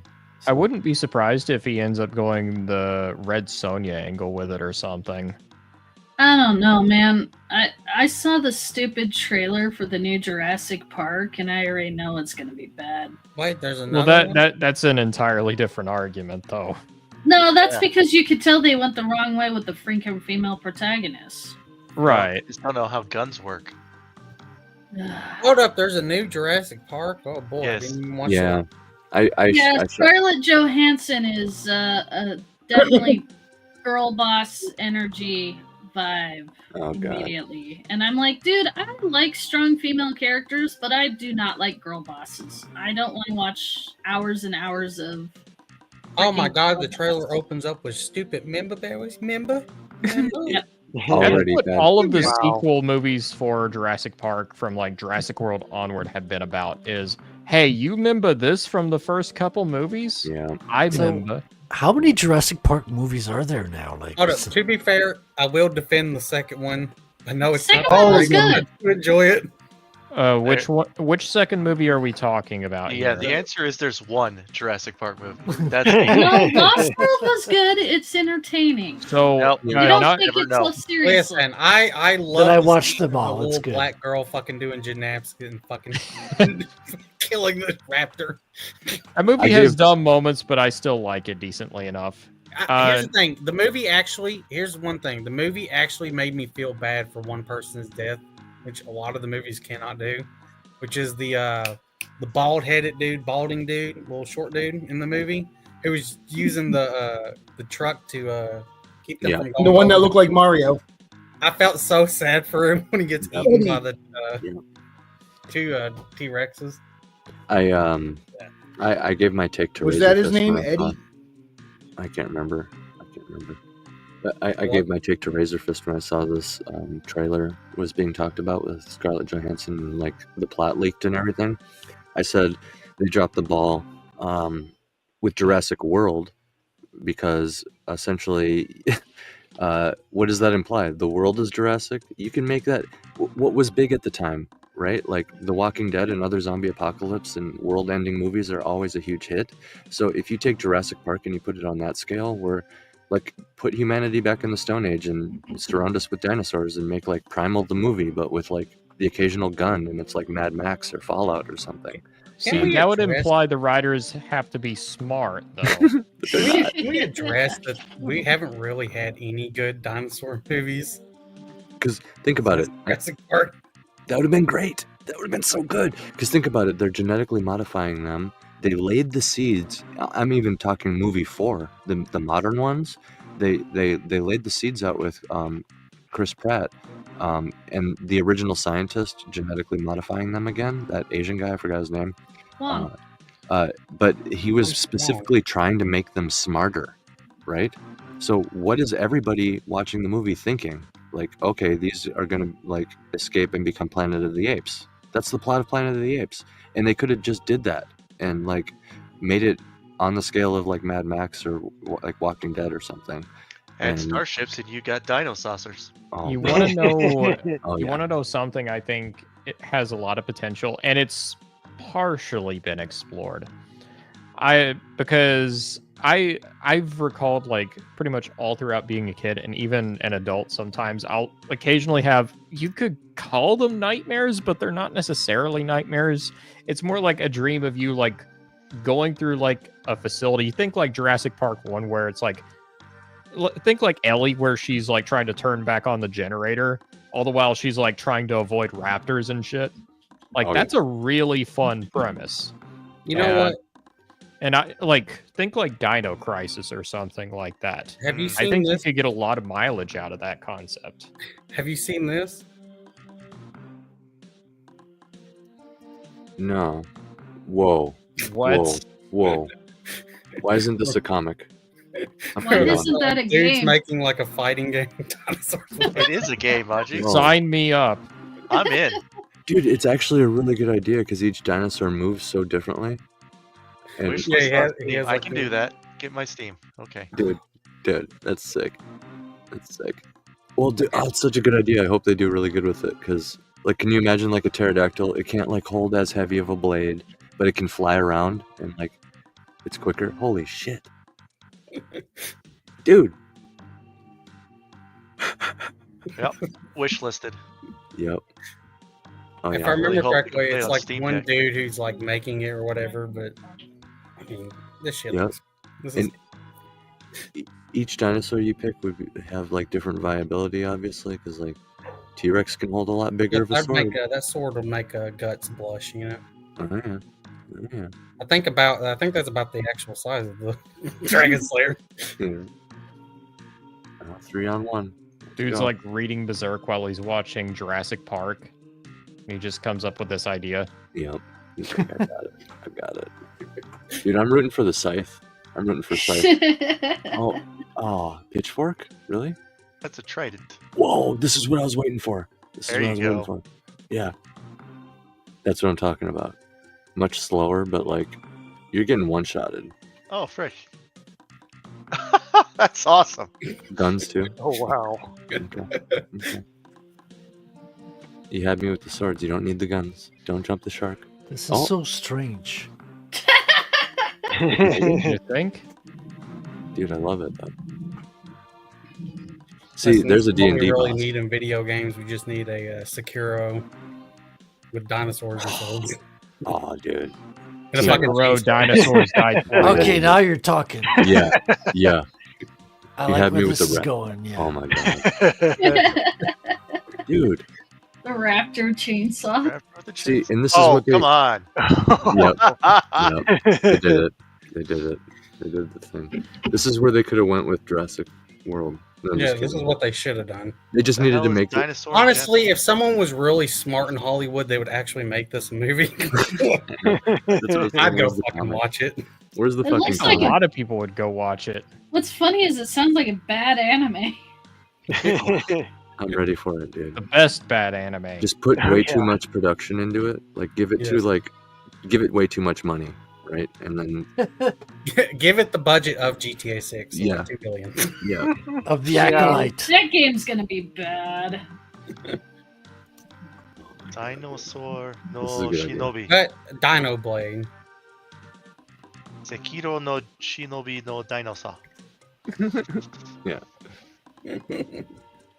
But yeah, so I figured I appreciate you guys having me on here. I should probably think about jumping up here and. Well, we're kind of- fixing to start wrapping anyway, so Oh yeah. perfect time. But yeah, for everybody listening, my book is going to be free for Valentine's Day starting Wednesday. It's free for 3 days. I decided to actually utilize my free book promotion on Amazon in a good way this time. I put a little note in it about my comic campaign. So the whole goal here is to try to spread awareness of my campaign, and finish this project off, and get it funded and move on to the next one. You know. I already have like half of one sketched out from Mark Hatherley, which is he's my sketch artist. I know Von Coleman just revealed a cover from him. So if you follow Von, it's the cover with the cowboy lady on it. That's Mark. I have basically, it's the story that you mentioned, Wrangler. Oh, wait. No, I'm thinking of story number 1 you mentioned. It's story number 2. He's doing the one with the guns because Mark is a veteran, and I figured that's perfect. I was actually a little nervous about some of the visceralness in the story as a veteran, but he said it's all cool, so I think he likes it. but yeah, as soon as I'm done with this, I'll probably move right on to that and get that developed as this goes fully into book territory. I got my novel I'm editing and everything, but you can pick up Mortal Descent for free this Valentine's Day. Pick it up for your lady. If I had a little bit more cheddar, I would have gave away a book in the chat tonight, but I just had that idea tonight actually to like get an author copy sent to somebody from the chat. I might do that on a couple of my appearances, just because you can come for the free book and then That'd be cool. maybe win a physical. What up? Keep it PG. Keep it PG. I'm in Yeah. chat. I want to. And I did put the link to your graphic novel fundraiser in the comments. Thank you. I appreciate that, Wrangler. Much appreciated. And my wife was just mentioning to me, we gotta have all you guys on our show. I don't think any of you have been on at the pub. I think Lord Otter has. I've been on it. Yeah, there's an Otter episode. That's a good one. Dude, I Definitely want to not. talk to your wife about crystals.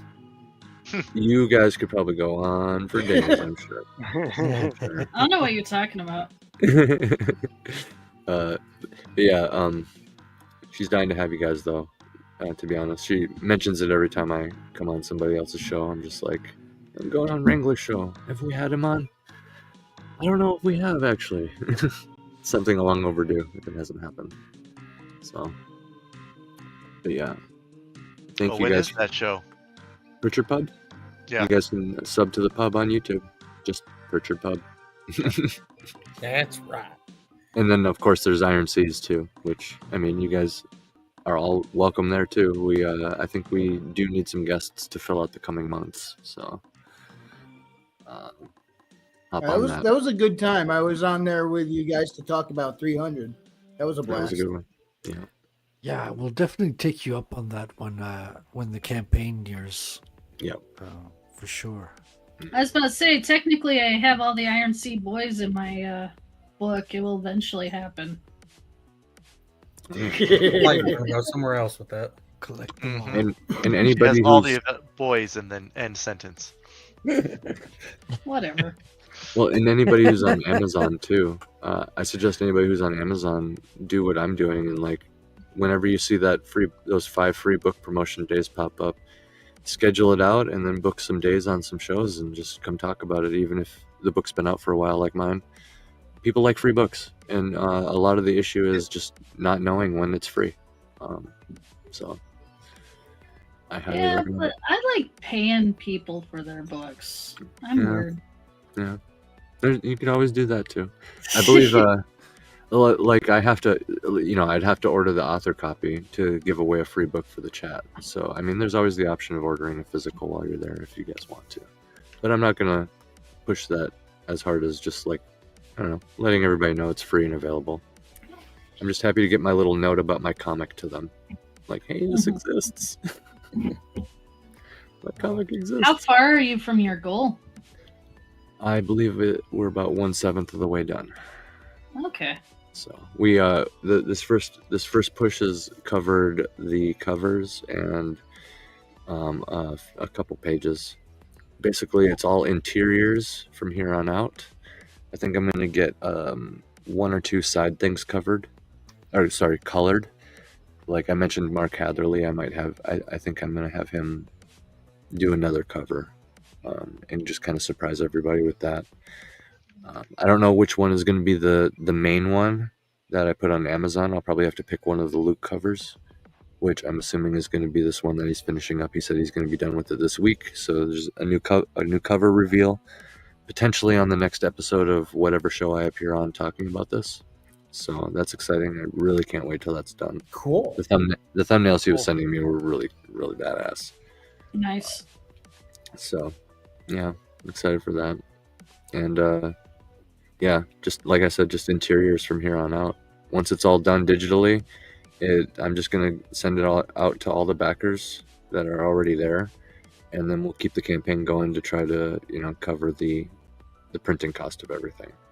But basically, once the digital is covered, everybody gets it, and from there I can just throw money at it myself until everything else is covered. In theory, from there's nothing stopping it from going on Amazon. But I want to keep this campaign going as long as I can, and as long as it makes sense, I guess, so that because it's probably going to be a better deal through the campaign. I'm only charging like $30 for a hardcover, for example. It's like a full graphic novel. So I don't know what Amazon is going to look like with that, for example. And I'm not reprinting anything from the campaign. Like, one book cover is going to carry over, and I might just do an all new one for Amazon, and that's it. So all the tarot cards, and I think I'm even offering a t-shirt to certain people who, I think it's the $150 tier. If you throw $150 in, you get everything, but then you also get a t-shirt, right? Just because I know how to do all this stuff, I utilize my band experience. They don't tell you when you get into music that it's actually you're a shirt salesman, and then you also play music. That's what Nice. Yeah. Ain't that the truth? So I got all the bells and whistles on the campaign. It's all collectible. I'll be making the cards myself. I'm a huge Magic the Gathering fan, so I know what I would be looking for in like little fun collectible cards. I'm going to try to foil them out. My wife is like a legit tarot reader, so she helped me make the tarot cards, which I was gonna flip through some characters and show you guys some characters, but for the sake of time, we can just save that for next time or whatever. Maybe when I have a few more of the cards made. I have a good half dozen at least made right now. They look really nice, but yeah, I got her on that, and everything's legit. And I'm super excited. It just needs eyes now at this point. Just needs like eyes and backers. So hopefully, if any of you guys feel up to it, jump on in on it and All right. get one of these oversized versions. I know I personally need that for my bad eyes, so Yeah, I'm starting to get there too. I'm looking through here right now. Looks like it's gonna be kind of sizable here. oh yeah. Each tier you get everything from the last one. So if, like, for example, when you back for like the $25 or $30 just straight up just a plain physical book, you also get the digital, because that's technically the $10 and $15 tiers. So you get like the digital with the audiobook just for picking up a physical, just because you backed at that level. So if you back at the $150 level, you get like a little of everything, right? Obviously, I'm not going to send you, Nice. it doesn't make sense to give you like 5 different books or like 5, just doubling up on it. But that's why I compensate by adding new things like coasters or like stickers or something or like another poster or whatever the case is on the tier. Just because, I'm a collector. I can't help it. And I went just found the character picture I've been looking for. Yep, I have them all on Even the. looking. I have them all on the landing page there for sure. I show all the cards I have, and there's you can download 4 pages for free. It's 4 of my favorite pages from the preview in Anvil magazine. It has all the lettering and everything, so you can kind of see how it'll turn out. And I've only gotten better at my lettering since then, since I'm kind of the thumbnail guy for Iron Seas and Pritchard Pub and everything. And I make my own book covers and all Awesome. that. So yeah, I've just been practicing every day since I started this. Very nice. And dropping the link in the chat one more time. Thank you. All right, AC Pritchard, thank you so much for coming on tonight. This was a good time. Yeah, I had fun, guys. And I'm down to come on in the future and again and extend the invite to all of you for either of my shows. Oh, I should say my band has been going crazy too, so I should just very quickly mention, go follow Empty My Lungs on YouTube and look us up on Spotify and everywhere. Empty My Lungs. We've seen 40,000% growth in the past week. Oh wow! Nice. Yeah, it's pretty That's crazy. So I mean, once that kicks in, I'm like, when I say I'm dedicating all resources to one thing at a time until it's done, I mean it. So like, that's the reason my campaign is open-ended, for example, is because I want to throw my own money at it too. Like, part of the, like, for example, I started the campaign 15 pages deep. Like, that's my own investment right there. It's open-ended so that I know it's for sure going to get done, and I can just view that as like a progress bar. It's like the health bar on a Dark Souls boss. That's good. Yeah. So, yeah, that's all really exciting. But like, the whole point, like, I'm probably going to take anything I get from that and just throw it right at the campaign.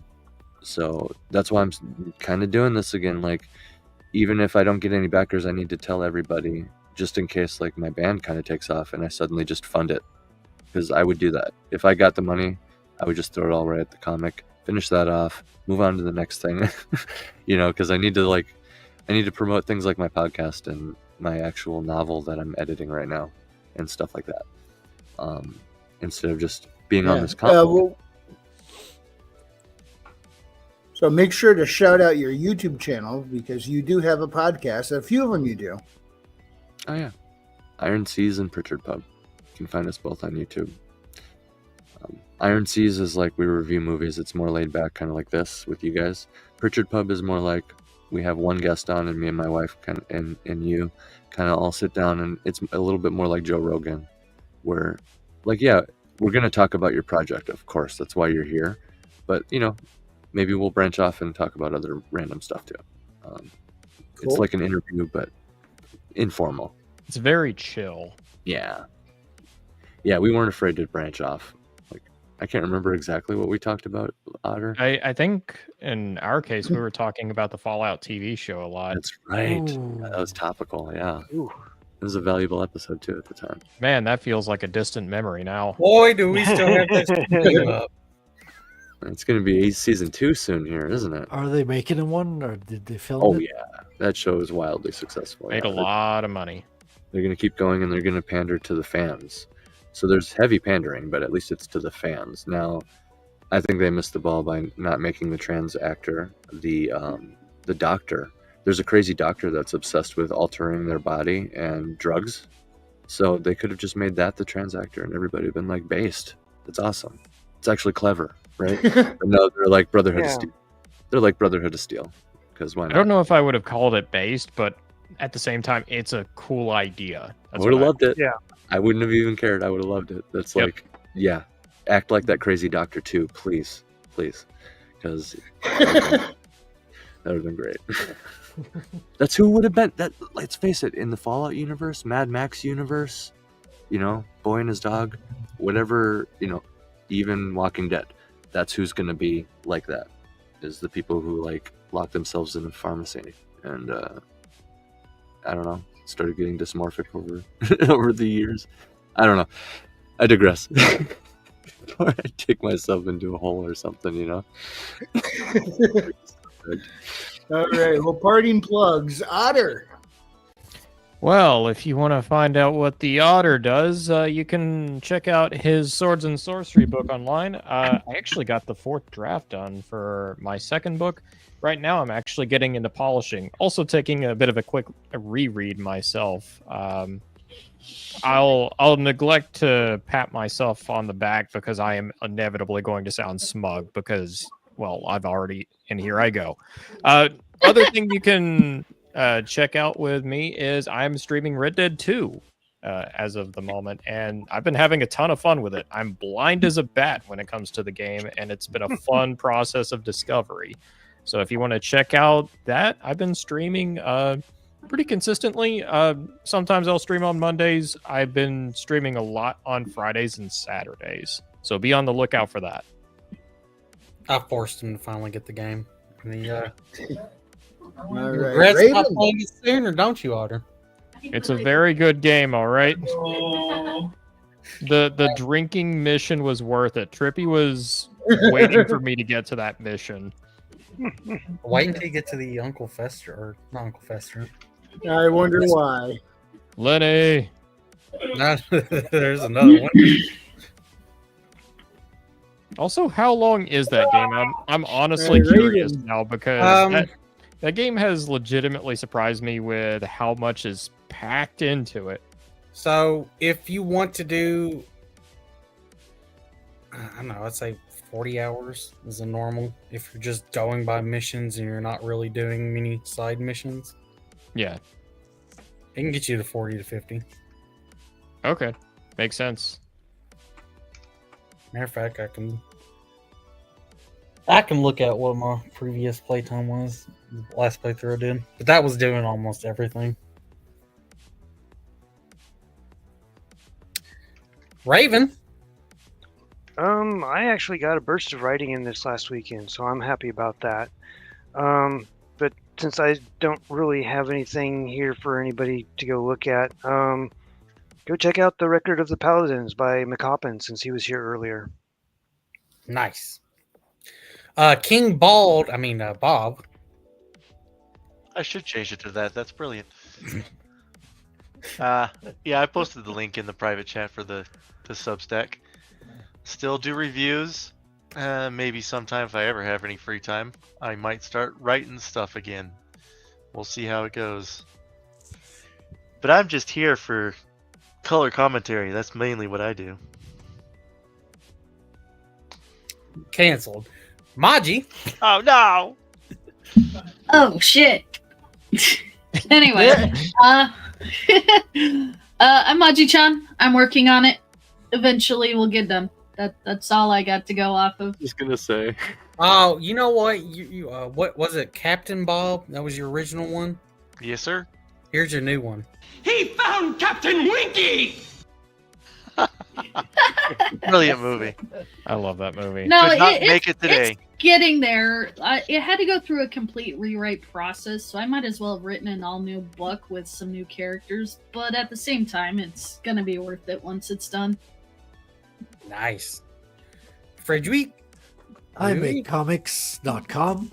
It's the forward address that'll take you to Rattel Comic, where you can follow the progress. I have literal progress bars on the webpage showing you where I'm at in the progress of making my comic book. And 24 pages are penciled in. I'm getting started on the inking real soon, so exciting. And also check out, I got a YouTube channel by my name, and Billy Bobsack is my co-host, as well as some others you might recognize from this stream. And we got a show on Tuesdays at 8 o'clock Eastern. Check it out. Nice. And finally, Frequency. Hey, you can find my stuff on Amazon, Haley Star Bad Kitty and Bad Kitty Haley's World. Magic-fueled sci-fi adventure, fun for all ages. You can also check out my Substack, Frequency Studios, where I have a short story set in the same universe up there. And you can also follow me on X, Blue Sky, Truth, and Minds, all under Frequency Studios. Anyway, thank you so much, everyone, for joining us tonight. This was a great, great chat. Thank you, AC, for coming on. It was good to have you. If you enjoyed this presentation, hit the like, and if you didn't, we appreciate you stopping by. Hello. I'll Hi. see you next time, and God bless. Bye. Bye-bye. See night. you next time. Bye. Bye.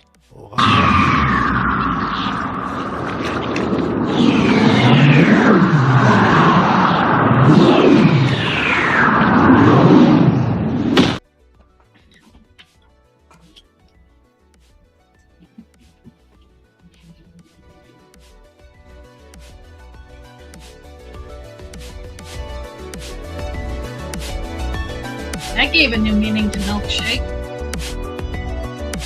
Yeah, Giggity. whipped cream. Oh yeah, good game, guys. And Magic.